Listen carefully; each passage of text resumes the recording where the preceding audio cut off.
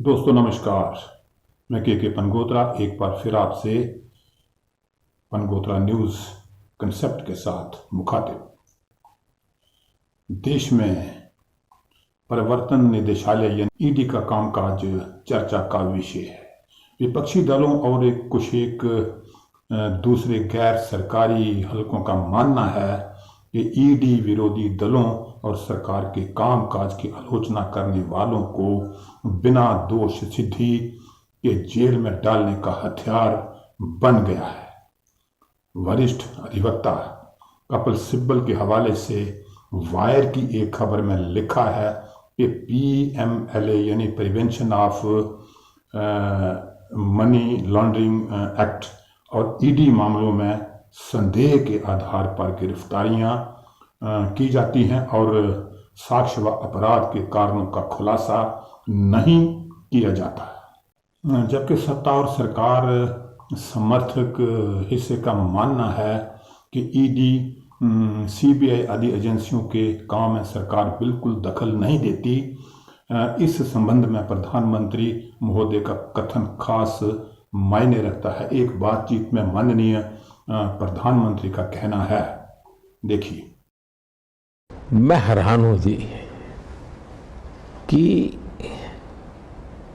कोई भी अगर मान लीजिए रेलवे है, रेलवे में टिकट चेकर का एक पोस्ट है। अब कोई ये कहे कि भाई ये क्यों चेक करता है टिकट, क्या हम बेईमान है क्या? टिकट चेकर का दायित्व है कि टिकट चेक करना चाहिए उसने। वैसे आपने ईडी बनाया क्यों, सीबीआई बनाया क्यों?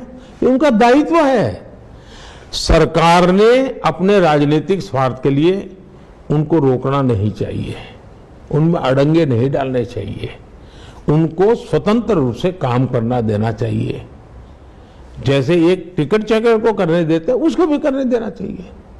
7 अगस्त को हर श्रेणी का मीडिया खबर देता है कि लोकसभा में एक प्रश्न के उत्तर में गृह राज्य मंत्री नित्यानंद राय ने ईडी से प्राप्त जानकारी के अनुसार 2014 से 2024 तक पीएमएलए के तहत दर्ज मामलों का डेटा प्रस्तुत किया।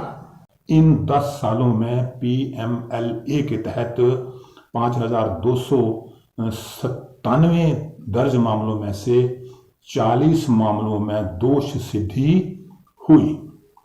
चलिए इस विषय पर एनडीटीवी के लीगल न्यूज संबंधी सीनियर एडिटर आशीष भार्गव की एक रिपोर्ट के कुछ अंश पढ़ते हैं।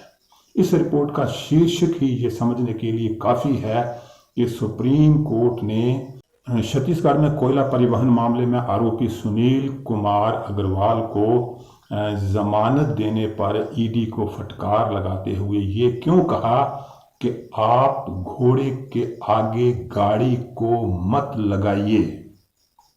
आशीष भार्गव लिखते हैं, उनको यानी सुनील कुमार अग्रवाल को कोयला परिवहन पर अवैध लेवी से जुड़े मनी लॉन्ड्रिंग मामले में गिरफ्तार किया गया था। अदालत ने कहा था कि वह पहले ही 1 साल 7 महीने की कैद काट चुके हैं। सुनवाई के दौरान जस्टिस उज्जवल भूंया ने ईडी की ओर से पेश एएसजी एसवी राजू को कहा, पंजीकृत 5000 मामलों में से 40 में दोष सिद्धि हुई है। अब आप कल्पना कर सकते हैं। अब कल्पना कीजिए कि अगर किसी परीक्षा में 5000 परीक्षार्थियों में से मात्र 40 पास हों तो क्या आप टीचरों के कसीदे पढ़ रहे होते?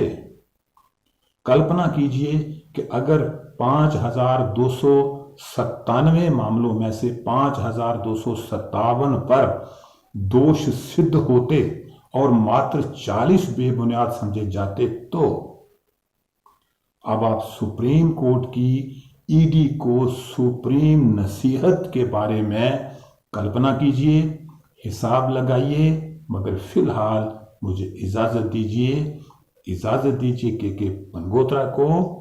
नमस्कार, अगली बार किसी और कंसेप्ट के साथ।